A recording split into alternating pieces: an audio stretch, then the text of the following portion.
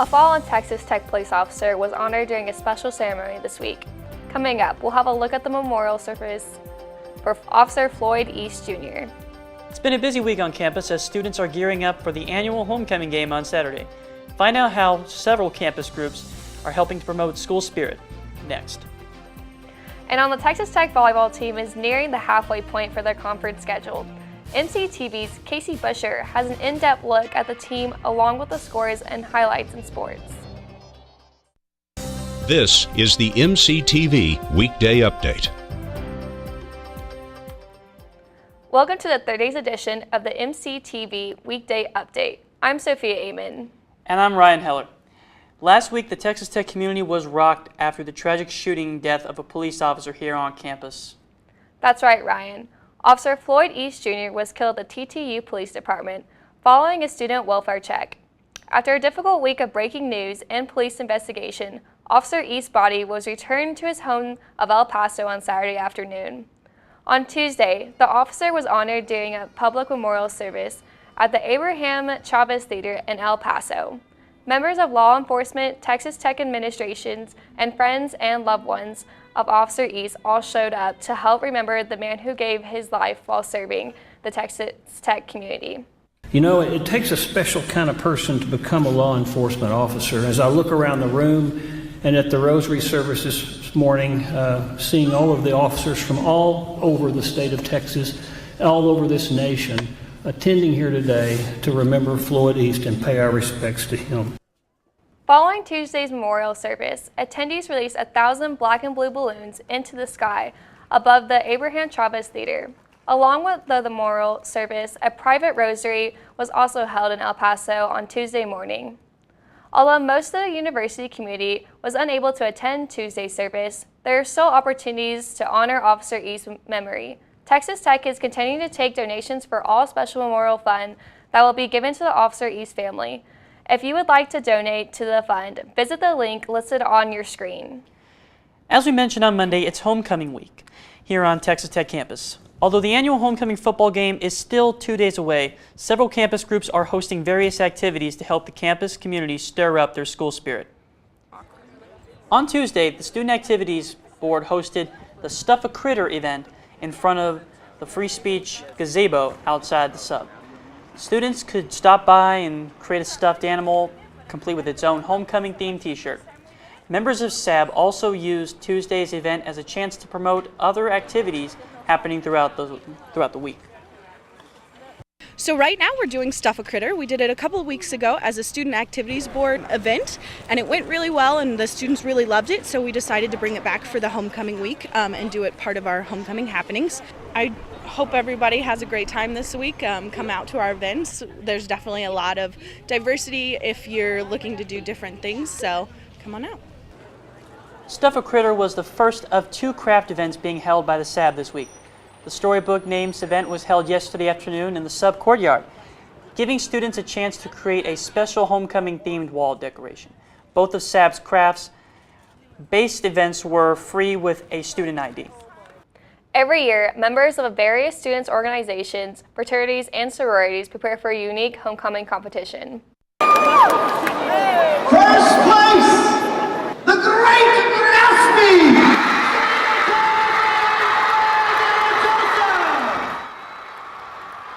The annual Student Organization Sing Competition took place on Tuesday night at the United Supermarkets Arena. Participating groups prepared choreographed routines based off this year's homecoming theme, Tales of Texas Tech.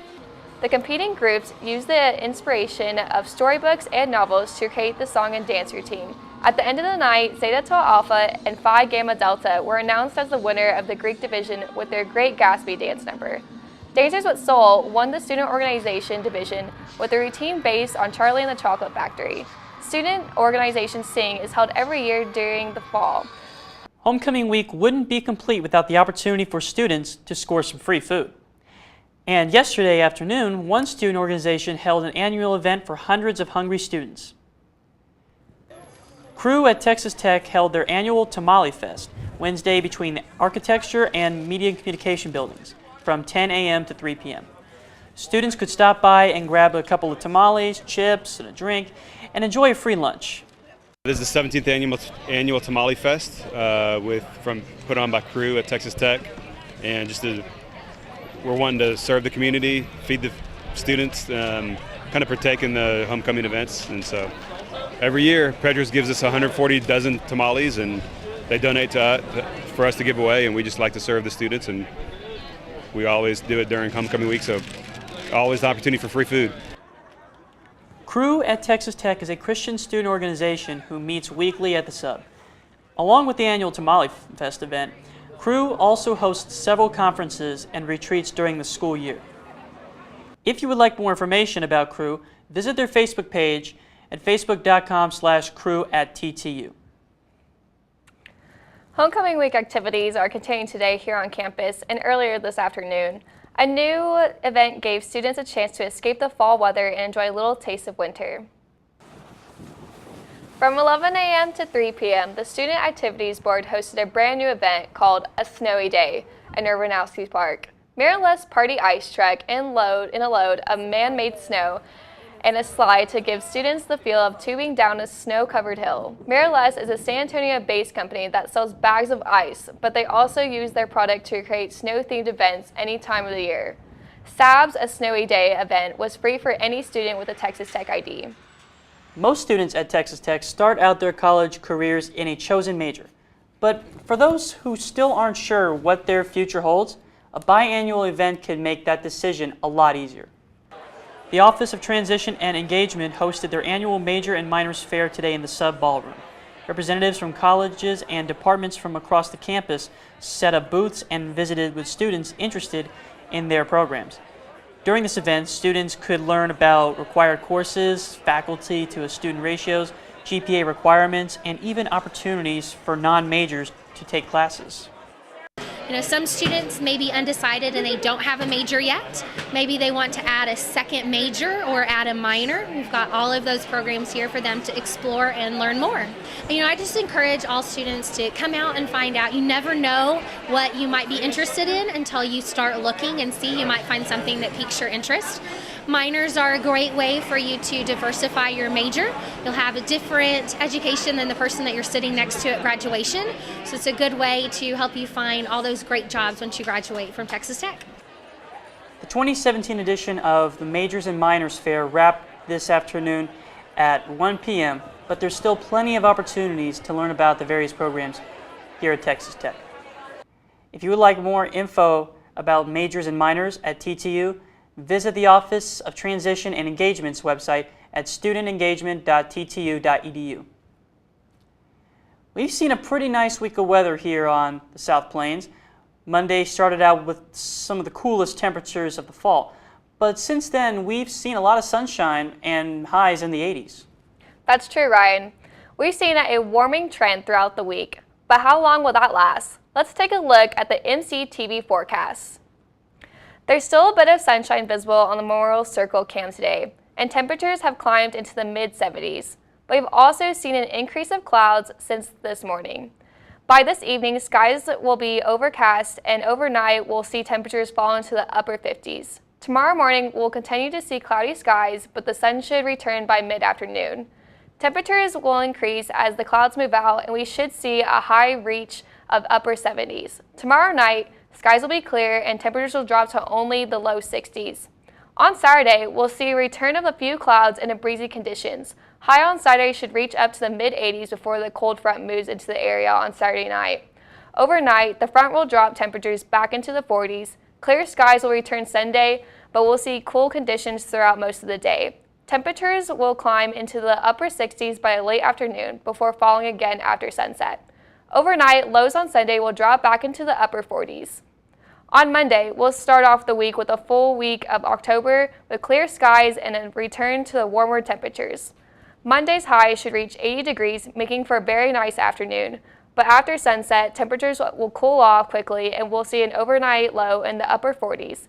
Plenty of sunshine will stay in the forecast into Tuesday, but we'll see a big jump in the wind speed shortly after sunrise. We'll see gusts as high as 20 to 30 miles per hour. Those winds will keep temperatures cooler, with the Tuesday's high predicted to stay at the upper 60s and low 70s. Luckily, the winds will die down Tuesday afternoon, and we'll see gusty conditions will be gone by nightfall. Lows on Tuesday night will stay cool with the temperatures falling into the 40s. On Wednesday, we should see a few clouds and a lot less wind. Wednesday's high should top out into the low 70s by sunset. The clouds will move out of the area and temperatures will stay slightly warmer overnight, only dropping into the upper 40s. Looking ahead, sunshine with mild temperatures should stay in the forecast through the end of the week. As we mentioned earlier, this week is homecoming week at Texas Tech. And if you hadn't had a chance to join on the fun, there's still one last day of activities to get you into the spirit. Let's take a look at the MCTV events calendar. Tomorrow, the final full day of homecoming kicks off with the Rowdy Raider Rally in the Sub North Plaza. From noon to 1 p.m., Raider Red and members of the Tech Spirit Squads will be on hand to lead cheers and get students ready for Saturday's big game. The members of the 2017 Homecoming Corps will also be announced, with the winner announced on Saturday during the halftime of the Texas Tech versus Iowa State football game. The Rowdy Raider Rally is free and open to the Tech community. Tomorrow night, the countdown to Saturday's homecoming game continues with the annual homecoming parade.